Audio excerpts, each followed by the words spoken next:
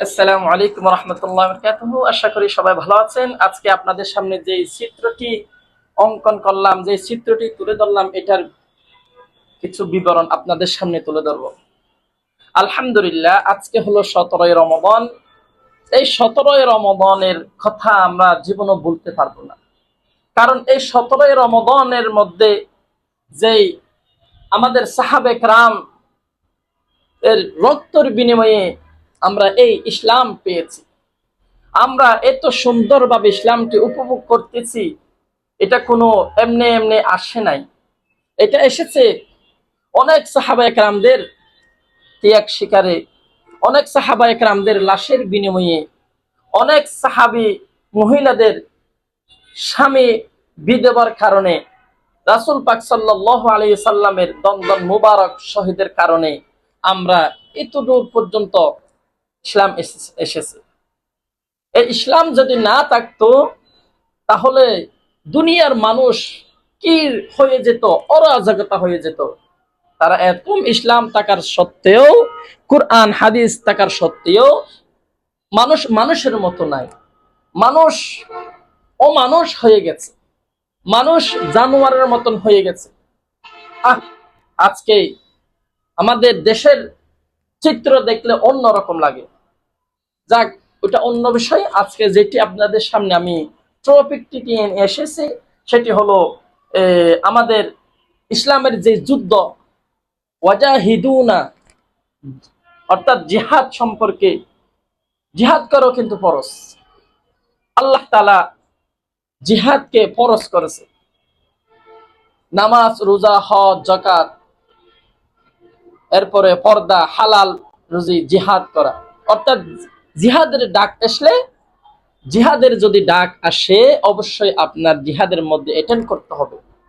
যদি আপনি জিহাদের মধ্যে অ্যাটেন্ড না করেন, শরীক না হন, তাহলে আপনি পরিপূর্ণ মুসলমান থাকতে পারবেন না।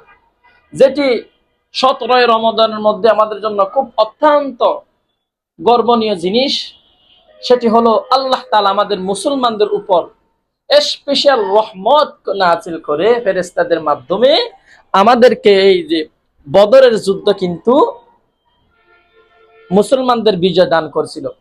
যেটি চিত্রটি যদি আপনাদের সামনে একবার তুলে ধরলে হয়তো বোঝা আসতে পারে। যেমন বদরের যুদ্ধ হয়েছিল 17ই রমাদান, যেই 17ই রমাদান হলো আজকে।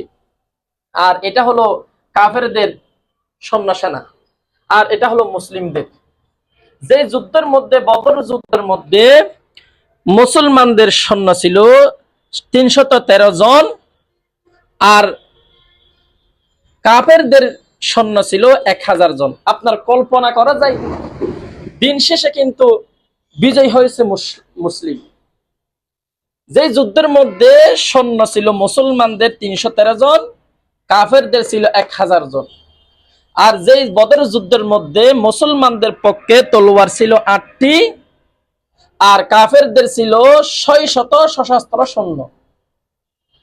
আর মুসলমানদের বদরের যুদ্ধের মধ্যে মুসলমানদের ঘোড়া ছিল, মুসলমানদের উট ছিল 70টি, আর কাফেরদের উট ছিল 700টি।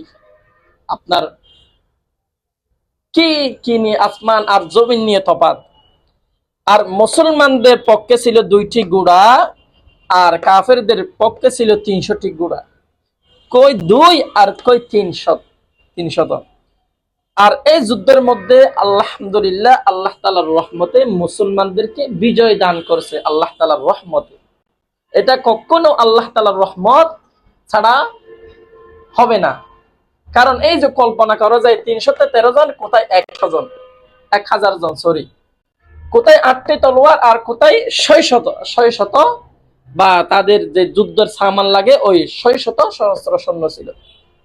আর কোথায় 70টি উট, আর কোথায় 700টি উট, আর কোথায় 2টি ঘোড়া, আর কোথায় 300টি ঘোড়া। চিন্তা করা যায়? এটা হলো বিশেষ আল্লাহ তাআলার রহমত। এই যুদ্ধ দিয়ে মুসলমানদের যাত্রা শুরু হয়েছিল। সুতরাং আল্লাহ তাআলা দেখেন, সর্বশেষ প্রান্তে ওই যুদ্ধের মধ্যে মুসলমানদের সৈন্য শহীদ হয়েছিল 14 জন, আর ওদের পক্ষে 70 জন মৃত্যু হয়েছে। আলহামদুলিল্লাহ আমাদের কোনো মুসলমানদের বন্দী হয় নাই, যেহেতু বিজয় হয়েছে। আর কাফেরদের ছিল 700 জন। তো শেষ পর্যন্ত আল্লাহ তাআলার রহমতে বিজয় দান করেছে হলো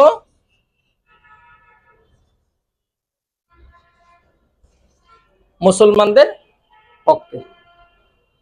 আসসালামু আলাইকুম। ভিডিওটি ভালো লাগলে অবশ্যই শেয়ার করবেন। আসসালামু আলাইকুম।